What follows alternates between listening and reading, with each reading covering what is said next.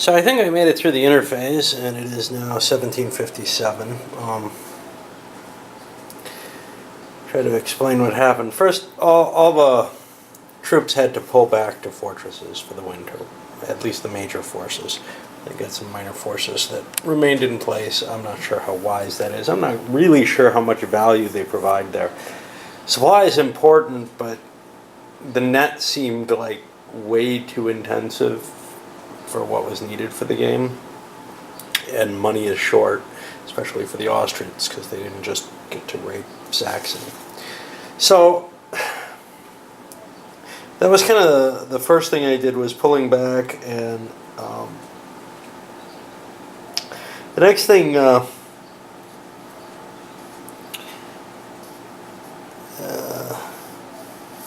you do is picking strategies, and I picked the historical again. Now this is weird, at least to me. And the three strategies for Austria, Russia, and Prussia, 1756, all make sense. But Prussia no longer gets to pick, and I think they just no longer get to pick. That the effect on France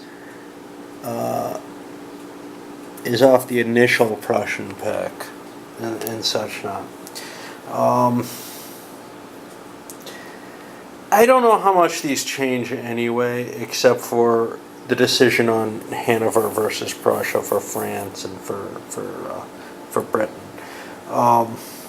But we'll kind of see. So, by those initial picks, what it means is Russia's going to be coming in the fall, and France and Britain are going to be coming in the summer. But they're not fully belligerent as of the winter turn, so they didn't participate in that completely. Although France gave some subsidies to the Austrians. So after the winter and its diplomacy, you go to the spring, prisoner exchange. Nobody had any allied ones. Treasury. Okay, so this is tricky. It's kind of annoying because you have to go around counting up all these little green squares. There's no nice chart that I've found. Of course, I could be wrong. Sometimes things are hiding in front of me. So you have to count up everything that you own for each of the powers, and with just Prussia and Austria and the Imperials basically in the game at this point, that's not that big a deal, but I can see where it's going to be kind of annoying later on. I'm used to things like empires in arms that have a nice big number for the nations, so that, you know, if nothing's changed, you know exactly what it is, and if it has changed, it's easier to manipulate from that number. Now, the numbers in this aren't as large, but they are kind of hidden and hard to see. In particular, I'm not sure what to do with the Saxon one. Saxony loses its treasury marker. That's an unconquered space by Prussia. I mean, Prussia hasn't taken it yet. And I don't think Austria should get the money. I just decided it went into the void. From that treasury, you have to pay your sustenance, and this is, each country has sort of a base fee that it just has to pay. It reminds me of something. Oh yeah, La Grande Guerre. You just have to pay that every turn, and you don't have a lot of options there. It doesn't matter how big your force is. You also have to pay, and this, I had to redo this several times because I couldn't get everything right. That's more me than anything. You also have to pay for maintaining the forward depots. And that's where I decided that all that Austrian money couldn't be spent. And then kind of finally, you get to recruit new units. Now, I kind of learned my lesson here. I looked and said, okay, I can afford 12 tailors, whatever. For the Austrians, I ended up only rolling one die because they had to roll for the Imperials first, and the Austrians didn't get a lot of troops. The Prussians, on the other hand, rolled 2 dice, or 3 dice, plus 6, and ended up at the top of the thing. They didn't have a lot of cav to pick up. The 12 tailors, well, that's okay. But they ended up with 35 infantry. That's like their entire force pool. Boom, all on the board. They got a huge army now.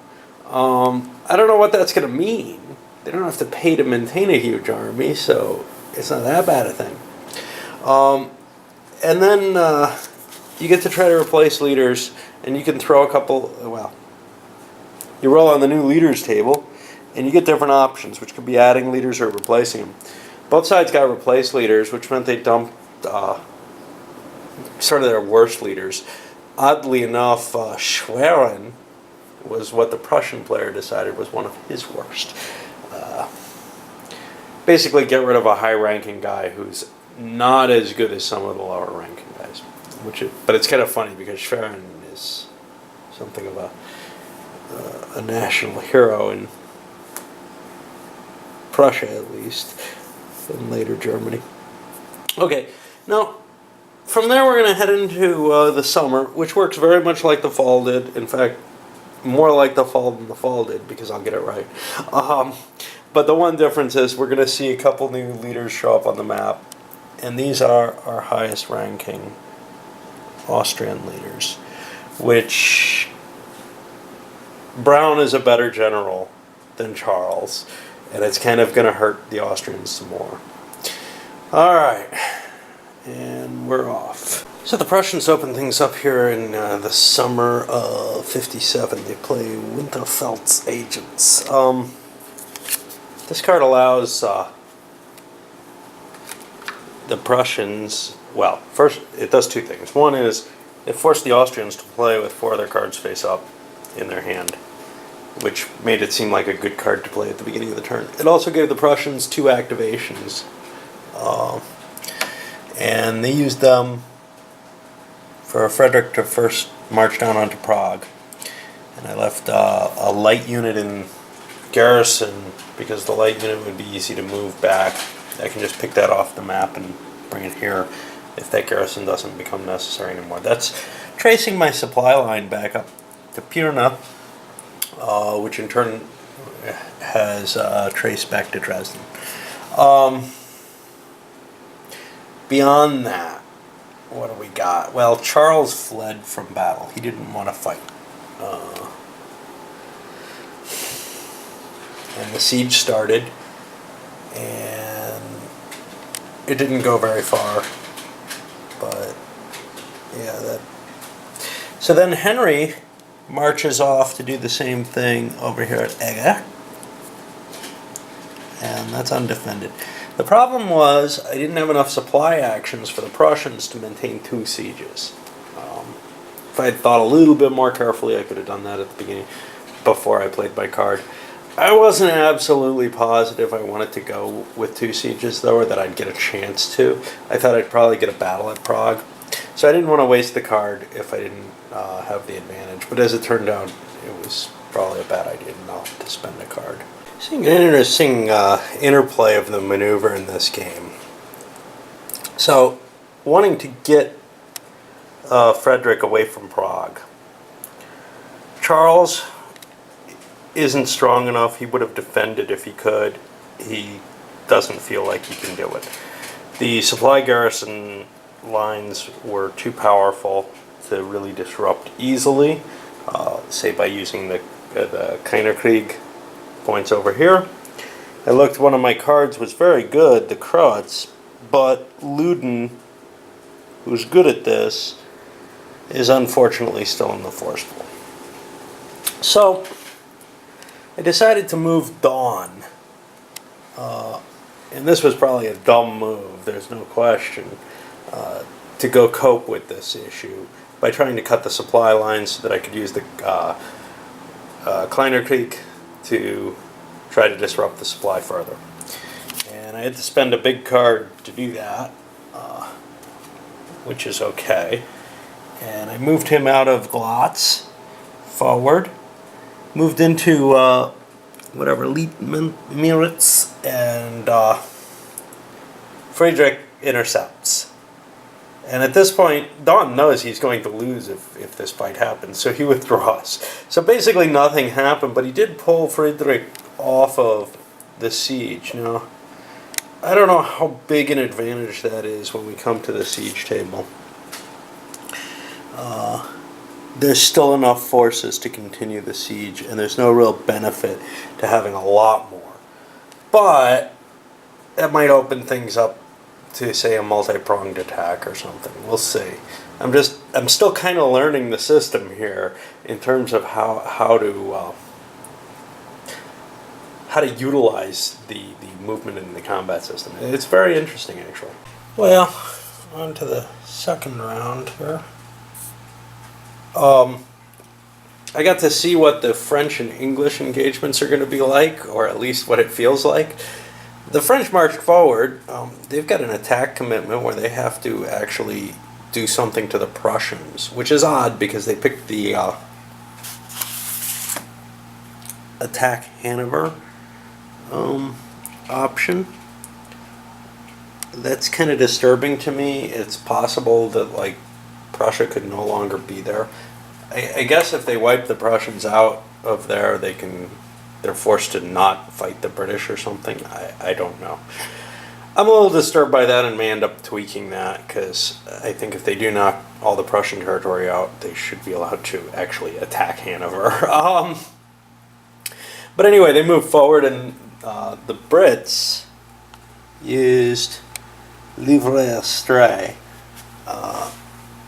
which they could have just used as an interrupt, but they chose to do it as their turn because they don't really want to spend cards at too high a rate at this point for whatever reason. They're just not sure what's going on yet. But they reduced Richelieu's force by 3 strength points, and also got rid of one of the light units, which is the only one he has on board, because he had sent somebody out raiding. Now he can bring them back in. Yeah, I may take an action with the Brits as well. I don't know. They got that valuable Cumberland there. He's awesome. I'll think about it. So I did take an action with the English. They can't move any of their leaders over in Hanover because they're all 3-point leaders and they don't have a 3-point card. I did a colonial action. I did it with a crappy 1-point card, figuring, whatever. They gave me a +1 to the die roll. The French won the die roll and are now one level better in colonial operations. That's a bad thing. So the Prussians bought themselves a supply action.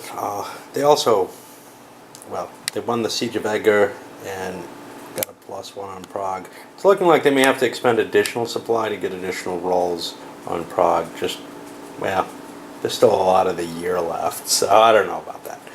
But it's a big enough fortress, it's actually tough to take. So it's kind of their goal for the year, I think, which makes sense.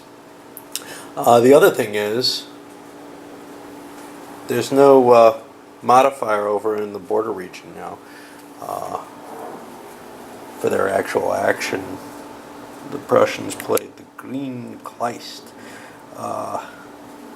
which sort of brings them up to even in the Kleiner Krieg. After 2 phases in the summer, the Austrians ran and played one of their big point cards, maybe too early in the turn, feels like, but I wanted to get it out of my hand and get some cash on the board because I have cash problems, and then see what I have to work with. That's going to make it tough, though, to deal with the Prague situation, so maybe that was foolish. I like being foolish, I guess. Over to France.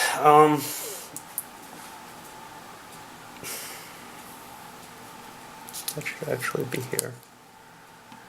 The French moved up their supply to Koblenz. Actually, they're not going to even do that. Let's give them their supply point back. They were going to do that. They had plans of trying to besiege vessel. They may have enough troops to do Minden, but they just do not have enough to take Wesel. And that puts them in a problem. They have an attack requirement involving the Prussian territories, and they don't have the troops. I'm not quite sure what to do about that. So they played a 1-point card and for colonial actions, and they actually got it up into the major French victory. The British responded with a 1-point card and got it back down. Remember, this is off a die roll, so you never know what could have happened. But if the French had managed to get that stuck there, they probably would have played the French Navy for an invasion threat, which would keep the British from being able to move it off that spot. As it is, though, it's still just where it is.